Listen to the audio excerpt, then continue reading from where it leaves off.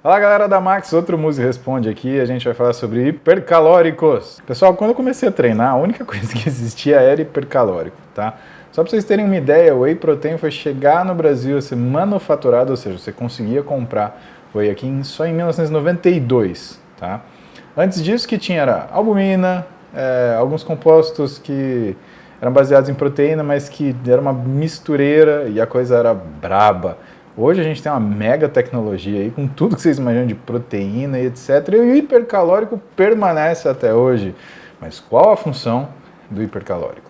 Bom, a gente pode apontar alguns usos possíveis de hipercalórico, mas eles sempre dependem do quanto é o nível de velocidade metabólica do indivíduo. Quando uma pessoa ela tem um metabolismo um pouco mais acelerado, existe a tendência dela precisar de aporte calórico, apesar dela conseguir se alimentar. Tá? Então, o suplemento ele entra para complementar as necessidades nutricionais do indivíduo. Raramente a gente recomenda que essa pessoa ela substitua refeições por refeições líquidas, por algumas questões, mas as questões mais comuns são a velocidade de absorção do suplemento é muito mais rápida do que a velocidade de absorção do alimento.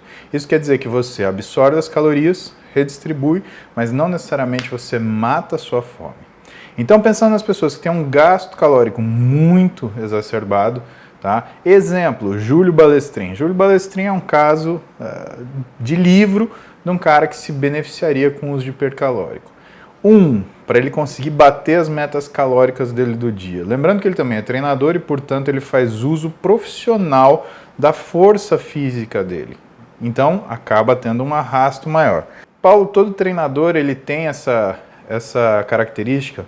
A priori, todo treinador que tem seus 8, 10, 12 pacientes, ele vai trabalhar em pé o dia inteiro. Muitas vezes, se não todas as vezes, ele vai fazer o exercício junto com o aluno e isso faz com que o arrasto metabólico dele seja maior. E qual é o problema disso? O problema disso, pessoal, é que muitas vezes a quantidade de nutriente que você vai precisar para fazer o ajuste calórico desse indivíduo, ele não consegue ser batido com conforto pelo alimento sólido. No caso do Júlio, por exemplo, tem refeição que ele faz que tem quase 1 quilo de comida. Eu realmente não sei como ele faz. Isso para mim seria proibitivo, porque eu conto para vocês já há algum tempo que meu limite de comer e me sentir bem, que eu estou alimentado, que eu não estou cheio, é da ordem aí de 300 gramas de alimento. Por isso que eu falo para vocês que eu não tenho uma chance de ser um bodybuilder de competição. Eu não ia conseguir comer mais do que 2, 3 dias a necessidade que eu teria para poder bater o nível calórico para conseguir chegar naquilo que é uma dieta de um bodybuilder. Sendo assim, e nessas situações, o que a gente faz? A gente usa o hipercalórico para dar aquela carguinha a mais e conseguir equilibrar as coisas. Eu sei que tem gente que fala assim, mas o hipercalórico não é bom, porque o hipercalórico tem carboidrato, tem gordura junto, mas é isso que faz do hipercalórico ser bom muitas vezes.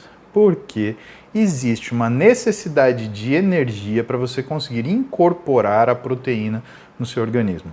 Pensa que o problema não é absorver. Não existe briga por absorção de proteína, tá? Se você tem uma alimentação boa parte da sua proteína, quase 100% ou virtualmente 100% dela, é absorvida, desde que seja uma alimentação em volumes que permitam isso. Claro que se você comer um caminhão de comida, a tendência é você ter alguma perda, porque você tem também um tubo gástrico que tem um limite de área de contato, né? Então aquilo que está no meio do tubo, dificilmente você vai conseguir alcançar para conseguir absorver se tiver repleto de nutriente. Né? A gente não tem essa eficácia de 100%. Agora, uma forma de você conseguir entender isso é fazer a comparação com uma construção. O que é você absorver a proteína? Imagina que você tem a construção e o pedreiro ele chega e deixa o tijolo parado no canteiro de obra. Isso é a mesma coisa que o teu intestino faz. Ele absorve a proteína e joga no seu organismo. Isso não tem problema. Sabe onde está o problema? Como você vai fazer para esse tijolo que está lá no canteiro de obra ser colocado na parede? Ou seja, como que você vai fazer essa proteína que foi absorvida ir lá para o seu músculo onde você quer? Lembrando que a menor parte da proteína que a gente consome vai para o músculo, pessoal. Por isso que muitas vezes vocês vêem no esporte taxas de proteína super altas, 2,5, 3, às vezes até mais do que 3 gramas por quilograma de peso corporal. Até trabalhos científicos falando sobre isso. Só que esse problema da incorporação, ele remete a uma outra situação, que é a necessidade calórica para a incorporação dessa proteína. Então, estima-se que você precise de mais ou menos 100 a 200 quilocalorias para cada grama de nitrogênio que você vai fixar. A gente mede proteína muitas vezes em nitrogênio. Quanto que dá 1 grama de nitrogênio em proteína? Uns 28 gramas de proteína macronutriente.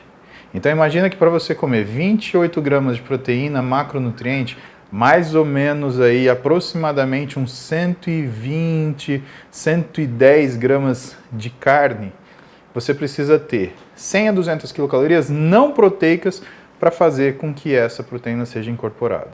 Ora, o que é o hipercalórico? Proteína, carboidrato e gordura. Por isso que ele é gostoso, né? Toma hipercalórico de chocolate para você ver, que você não fica fã daquele negócio. Tem gosto de milkshake, é uma delícia, né? A gordura traz o paladar, traz o sabor, traz principalmente o cheiro do alimento, o perfume do alimento. O carboidrato, ele dá a facilidade de você comer.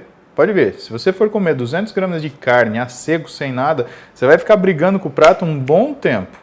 Agora, tenta comer só 200 gramas de macarrão. Macarrão, eu tenho certeza que você, se botar uma panela de 1 quilo, você come. Eu como, lógico que eu como, eu passo mal, porque é muito além do que eu estou acostumado que eu consigo comer.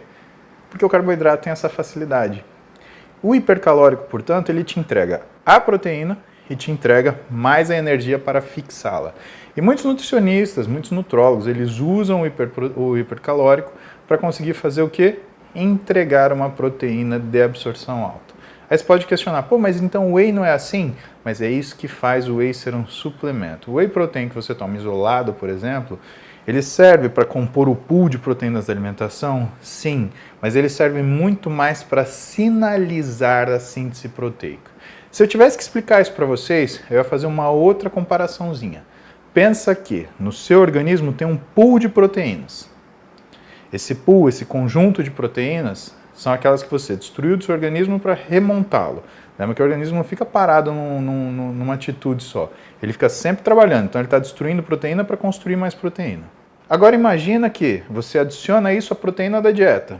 Legal, tem mais proteína. Aonde entra o whey protein? Onde entra a leucina, por exemplo, do BCAA? O whey protein, ele contém leucina também. Ou essas proteínas, elas funcionam como sinalizadores para quê? Ligar o mTOR, ligar a via do AKT e fazer você fabricar proteína. E aí o que acontece? Aquelas proteínas do seu pool de aminoácidos, onde você tem fonte do seu próprio organismo pela quebra e fonte da sua alimentação, ele começa a ser utilizado de uma forma mais eficiente para que você faça proteína muscular. Entendeu agora?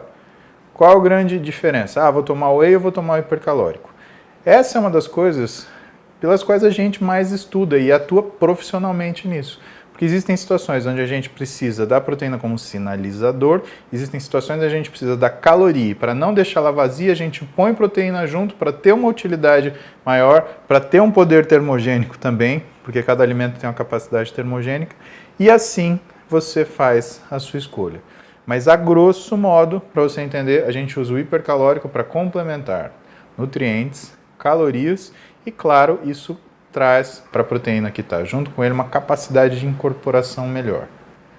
Já o whey protein é outra conversa, a gente aborda em outro vídeo. Tá? Isso é o que eu preciso que vocês saibam do hipercalórico, para vocês não errarem mais. Tá? Porque senão vocês vão lá, pegam o hipercalórico e, nossa, agora eu vou ficar musculosíssimo. Só que você tinha que tomar o whey protein. Aí, em vez de você ajudar o teu trabalho, você ou não tem resultado nenhum ou ainda piora ele. Combinado, pessoal? Beijo para vocês, até a próxima.